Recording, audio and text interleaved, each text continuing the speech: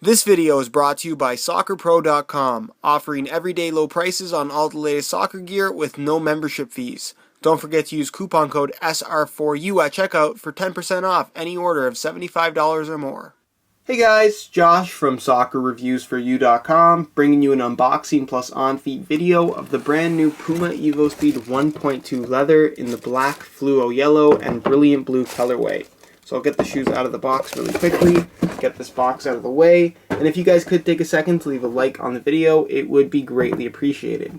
So here is a look at the leather evoSPEED 1.2. For those of you guys that caught my unboxing of the synthetic version of the evoSPEED 1.2, you know that I mentioned doing a play test right away while we waited for the leather version to arrive. Well, obviously it's come a lot quicker than I was originally anticipating, so what I wanted to ask you guys in this video is which playtest video you would rather see first. Just leave a comment down below, let me know if you'd rather see the evoSPEED 1.2 leather playtest review first or the evoSPEED 1.2 synthetic first. Whichever one gets the most votes is the one that I'll get to making right away. Now, as far as the leather version of the evoSPEED 1.2 goes, it definitely looks promising in that pretty much the entire upper is made from actual leather, which is definitely a good thing. Now, one thing that a lot of people will probably view as a downgrade from the previous model, which was the evoSPEED 1K, is that the evoSPEED 1.2 leather isn't actually made from kangaroo leather. Instead, it's made from a soft calfskin leather, similar to what you're going to find on the Puma King 2013.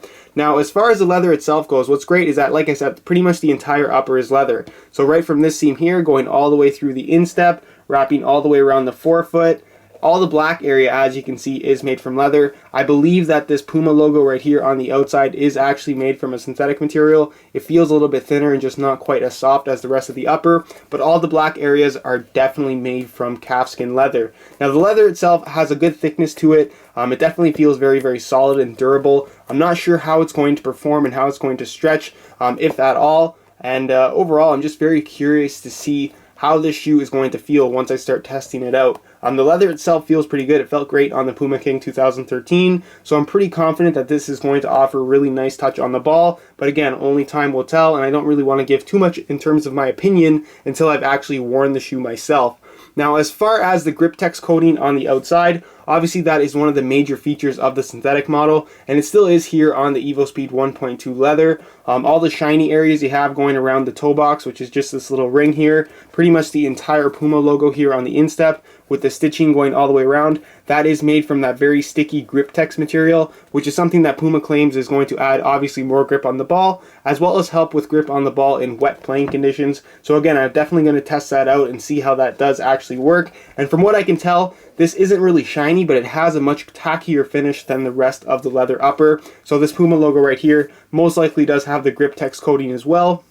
So it does have, kind of like I said, a stickier feel than the rest of the upper. You do have the same central lacing system with your leather tongue. Obviously you have those fluorescent yellow laces. The colorway is pretty much exactly the same as a synthetic model. It just has a slightly different appearance in that it doesn't have all the kind of shiny graphics going throughout, and of course those little dots here at the forefoot.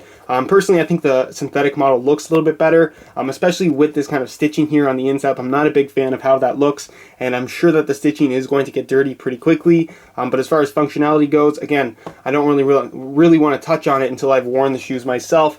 Same cut in the ankle area. The heel is lined with the same kind of synthetic nubuck material. There's plenty of padding there, and overall it provides a nice, comfortable feel from right out of the box. As far as the insole itself goes, it is removable. You can see it's the same one as a synthetic model as well as the same as the previous evoSPEED 1. You've got your evoSPEED 1 logo here on the top. Mesh liner. It's a foam insole with your perforated foam throughout. There's actually quite a bit of thickness there in terms of the foam itself, so you get some pretty good step in comfort with this particular insole. And you can see that the shoe itself does have that same anatomic fit as a synthetic model, which is always interesting when it is implemented on a leather soccer shoe. Now, as far as the external heel counter goes, it is one piece with the sole plate. You can see that there are some cutouts there. It doesn't provide too much in the way of protection, but it definitely does a good job of keeping your heel locked in place. As far as the sole plate itself goes, Pretty much has all of the same elements of the synthetic model. It's pretty much, like I said, identical. You have that duo flex kind of flex grooves here in the forefoot. A little bit different than what you saw on the original evoSPEED. It's made to flex in pretty much all direction, and basically all it is just a little bit of a kind of cutout in the sole plate itself to allow for a more natural flex, and it definitely is very, very flexible while still maintaining a lightweight and solid feel.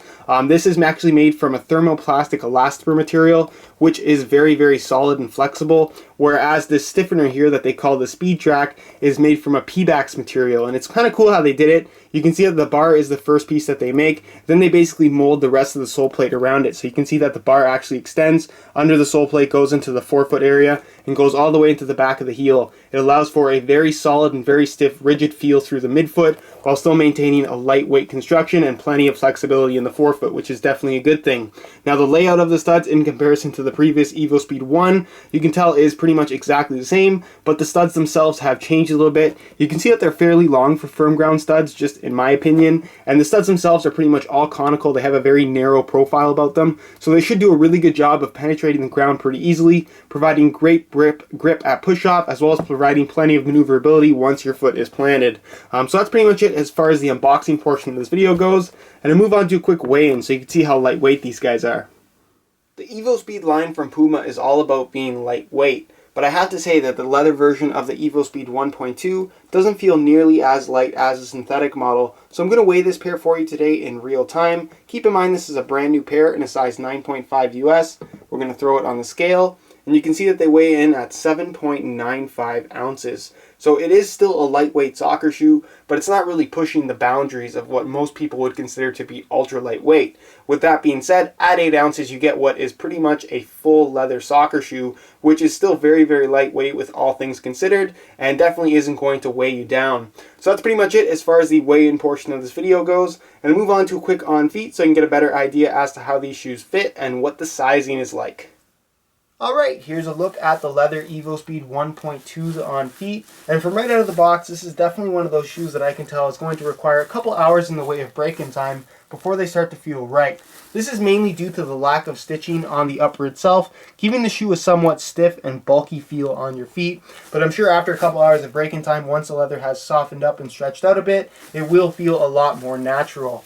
As far as the overall fit of the shoe itself goes, it definitely has a wider fit overall, especially for a more lightweight constructed soccer shoe. I'm not too worried about width on this boot, mainly because the entire instep is made from natural leather, as well as the forefoot and toe box area. Again, I'm not sure how much the shoe itself is going to stretch, but this is definitely going to be a solid option for people with slightly wider feet that are looking for something a little bit more lightweight.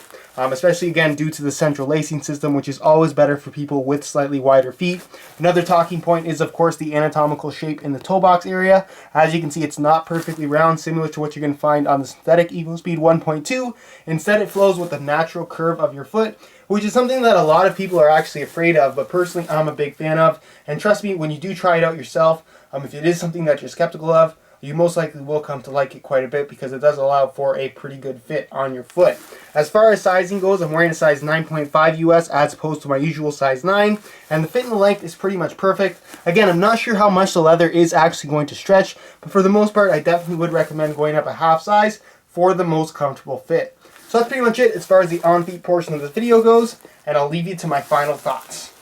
Alright, that's it for my unboxing plus on-feet video of the Puma evoSPEED 1.2 leather. I'm going to get to testing these guys right away, so look out for my full review hopefully in the next couple of weeks. In the meantime, if you do want to check out that review page, which you can find linked down below in the description, you're going to find buy it now links with the best prices online, including exclusive SR4U coupon codes to get yourself some additional discounts if you are interested in ordering a pair for yourself. If you have any questions, feel free to leave a comment down below, and if you guys did enjoy the video, be sure to support it with a like. Subscribe if you haven't already for daily videos on all the latest soccer gear. Links to all of my social media can be found down below in the description. And other than that, guys, I hope you enjoyed today's video, and as always, thanks for watching.